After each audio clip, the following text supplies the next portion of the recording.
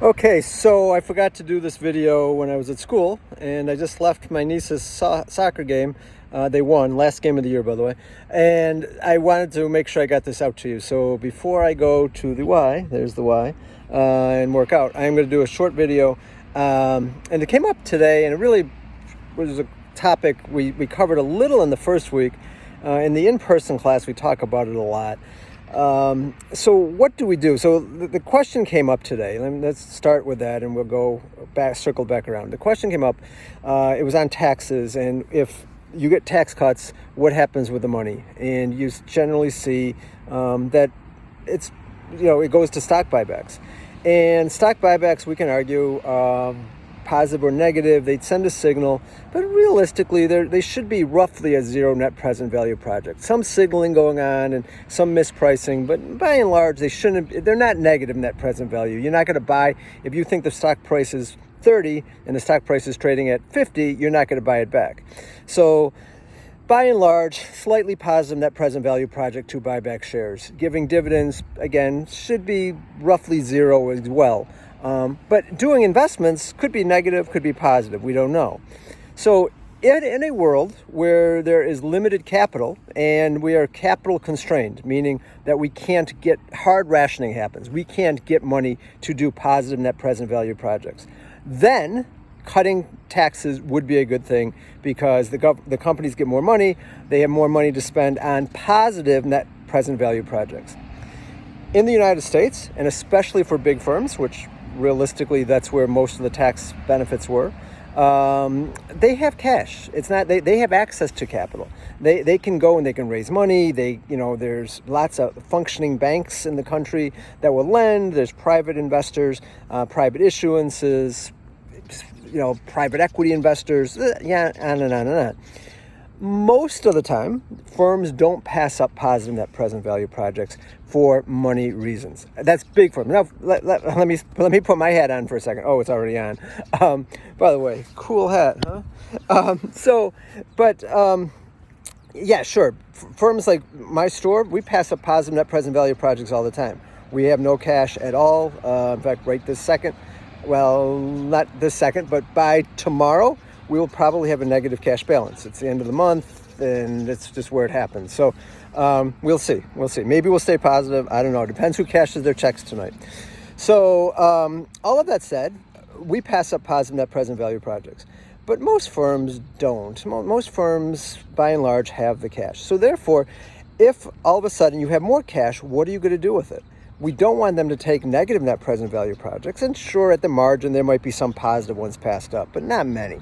So what are you going to do? You're going to sit on more cash, and then people complain, and you're not getting a high enough return, yada, yada, yada.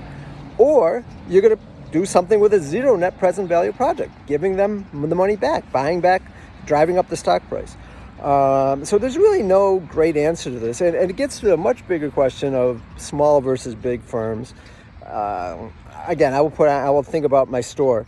I am convinced 100% or 99.5% convinced that Pepsi, Coke, Campbell Soup, all the big boys, big players, really don't care if we're in business at all. Like, there's not a chance in the world they care.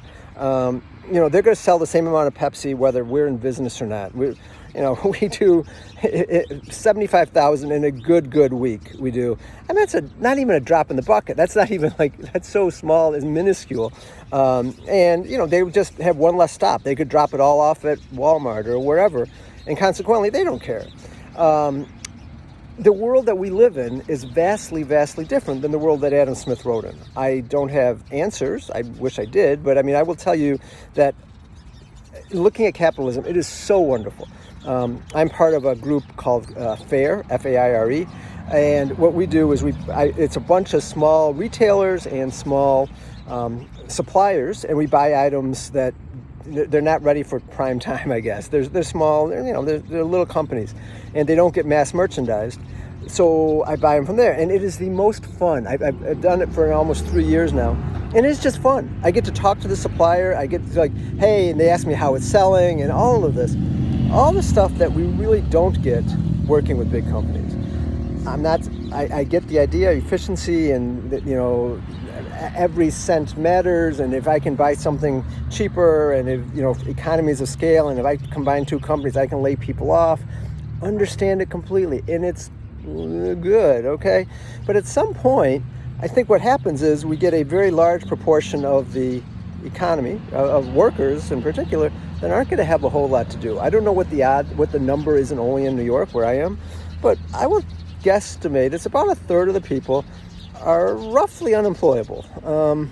There's just they don't have the skill set. They don't know machine language. They don't know how machine learning, any like AI.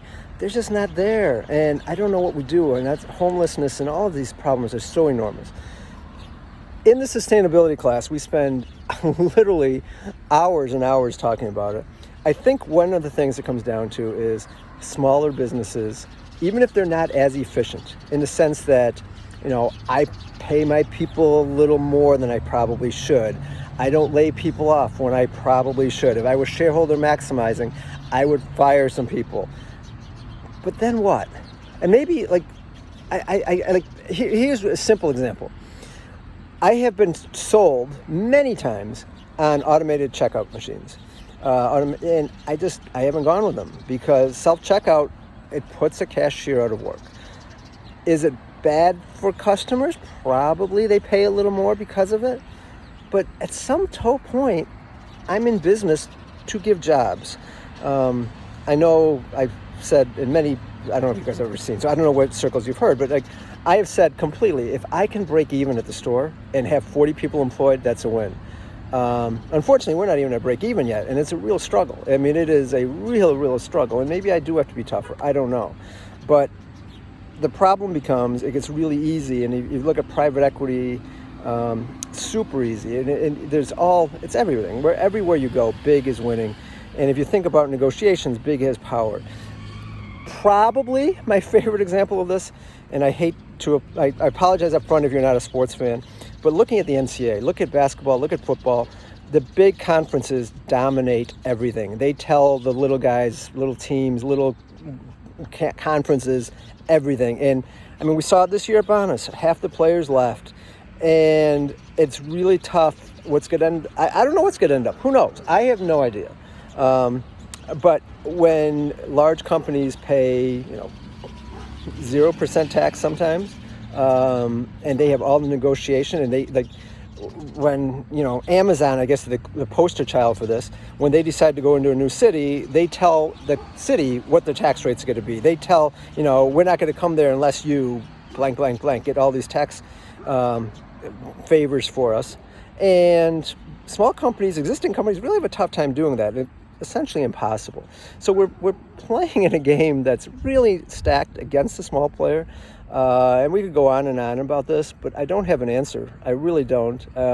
Customers, I can literally talk until I'm blue in the face and advertise and donate to every good cause in the world. But if, pick a place, Dollar General or Walmart or whoever is 10 cents cheaper on a can of spaghetti sauce or whatever, that's all I'm going to hear.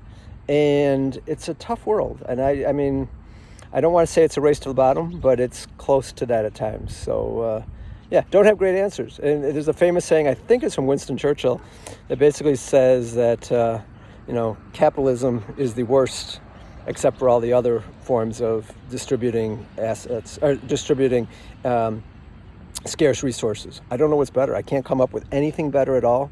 But I think we, as a global society, have to be careful because we're getting to the point where the big firms, and there have been big firms before, we saw them broken up before, but with AI, intelligence systems, technology, etc., is becoming a real barrier to entry in many retail places. At the other side, let me say, AI technology also lets the little player play sometimes, but it's really tough to make a big impact on it. So, don't have an answer. I'm sorry. I wish I had a better answer, but the answer that I'm going to come down to is I don't know. And in the end of the day, I think community is super important. And community, however you define community, and it becomes everything. And if we lose that, I think we, globally, are in trouble. So I'm not sure if that answered your question. I apologize if it didn't, but it's the best I got.